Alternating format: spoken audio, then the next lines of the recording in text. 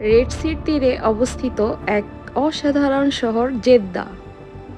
এই শহরটি তার হিস্টরি এবং মডার্ন লাক্সারির এক অসাধারণ সংমিশ্রণে গঠিত।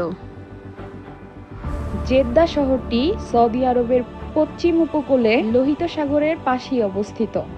এই শহরকে অনেকেই গেটওয়ে টু মক্কা বলে থাকে, কারণ এখান দিয়েই প্রতি বছর লাখ লাখ হাজি এবং উমরা যাত্রীরা মক্কা এবং মদিনাতে যান।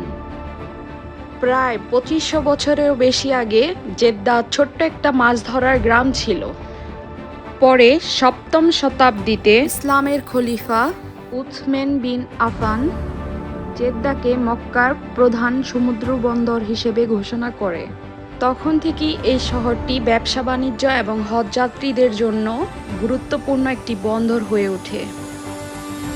আজকের জেদ্দা শুধু ইতিহাসের শহরই নয়, এইখানে অসাধারণ বড় বড় লাক্সারি বিল্ডিং এবং কর্নিশ, বিভিন্ন টুরিস্ট স্পট রয়েছে এবং আপনি এখানে আসলে অনেক এনজয় করতে পারবেন। জেদ্দার ঐতিহাসিক এলাকা Al Balad UNESCO world heritage site হিসেবে পরিচিত। এইখানে শত শত বছরের পুরনো ঘরবাড়ি, ঐতিহ্যবাহী স্থাপত্য এখনও দেখা যায়।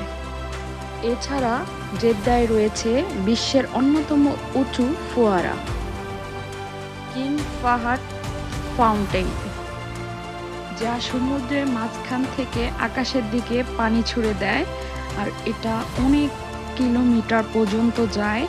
আমি সঠিক বলতে পারছি না এখন। সত্যি বলতে জেদ্দা এমন একটি শহর যেখানে ইতিহাস, সংস্কৃতি এবং আধুনিকতা একসাথে মিশে আছে। আর জেদ্দা কর্নিশের খুব সুন্দর একটি অংশ হলো জেদ্দা ওয়াটার ফ্রন্ট। এটাকে অনেকে জেদ্দা নিউ কর্নিশও বলে থাকে। এখানে অনেক বড় বড় পার্ক এবং শিশুদের জন্য বিশাল খেলার জায়গা রয়েছে। কোর্ট এরিয়া, বিশাল খোলা স্পেস রয়েছে, সেখানে মানুষ আরাম করে সময় কাটাতে পারে। এই জায়গাটি এখন জেদ্দার সবচেয়ে জনপ্রিয় ট্যুরিস্ট স্পটগুলোর একটি। স্থানীয় মানুষদের পাশাপাশি বিশ্বের বিভিন্ন দেশের মানুষ এখানে ঘুরতে আসে এবং সুন্দর সময় কাটায়। আপনি যদি জেদ্দায় আসেন আর জেদ্দা কর্নিশে যদি না আসেন, তাহলে আপনার ভ্রমণটি অসম্পূর্ণ রয়ে যাবে।